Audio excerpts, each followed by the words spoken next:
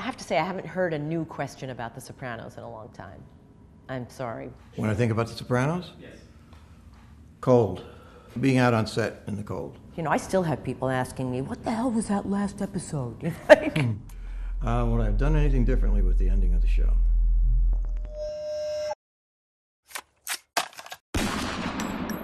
It so doesn't feel like it's 20 years, I have to say.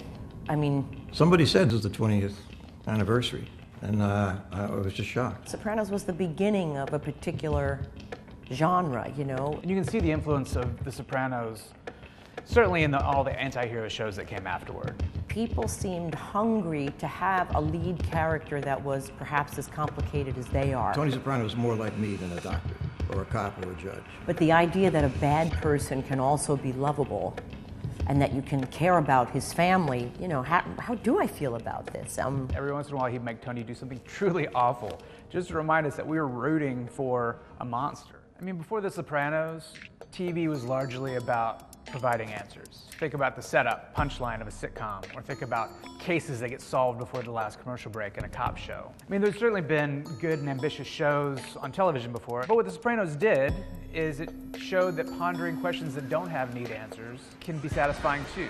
You know, I've been working with the government, right, Tone? Sopranos trained viewers in a way to learn to be okay with being a little confused. There was a fish that talked, for God's sake. I'm just saying. You can walk a very tricky line when you start to do things like hallucinations, things that appear that don't really exist. That can be a jumping the shark situation. And rather than taking you out of the show, it just sort of added another dimension. A lot of people hated those dream sequences. There were people who just wanted a mob show, and their motto was less yakking, more whacking. So when I would read things like that, it would only make me do more yakking. So Well, I think what we learned is that people want to be challenged in that way. I don't know, I think people are smarter than we give them credit for. I did want to change things. This Elvis Costello song where he says, I want to bite the hand that feeds me, I want to bite that hand so badly. That's the way I always felt about working at the network. And I think I bit it. Now the script, the pilot script, David Chase had been shopping it around for a long time and nobody wanted it. David Chase didn't ever expect it really to go anywhere. Not only did it go somewhere, it became suddenly, you know, the thing that everybody wanted to talk about. All the reviews were extremely positive except for one. And I thought, what is this? We started to get this feeling, like I think people are responding to this. Well, I remember when the show was on the air, you couldn't pick up the New York Times, for example, without a mention of it. It was just constant. It's still happening. But back then, people would say, oh, Sunday night in my house, people knew they couldn't call, and we'd have these big meals. When I heard that people had parties around it, that was the best thing I heard, and still is in a way. There was something also about having to wait, you know, like wondering what might happen next, and then the next day people would talk about it. We're in a different time now. Like if you have 5 hours, you could sit and watch, you know, majority of a series now.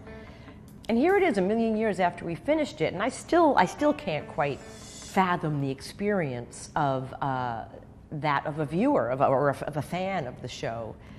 I feel kind of like, oh, I wish I'd gotten to see that, you know.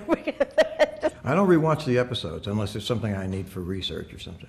Me and Aida Turturro, who's a dear friend of mine and who played Janice on the show, a couple of summers ago we decided to sit down and watch the series because there are many we both hadn't seen, and we got 4 episodes in and we couldn't do it. It's just too evocative. First of all, because Jim is gone. And we were all so young when we first started it. And the kids were, I think, 11 and 14. And we worked on it for 10 years, and they were so little. And it was so emotionally turbulent. I thought, I can't do this. We gave up. Which, of course, brings us to the ending of The Sopranos, which is arguably the most famous thing about the show, still. I remember when I first read the script, I thought I was missing pages. Just like people thought their TVs had broken. Well, I've had so many people say to me about the ending, so what the hell was that? And I'm like, you know, I know pretty much what you do. And they're like, all right, I get it, but what really happened? I was like, don't stop. They yelled cut and we all went home. That's what happened. It made a lot of people angry. And sometimes I couldn't believe that it was that important to people. Would I have done anything differently with the ending of the show? I don't think so. There was no way to make everybody happy with the end of that show, no way. And I loved that people were left with their own uncomfortability about this. They weren't being force-fed. That's not always easy.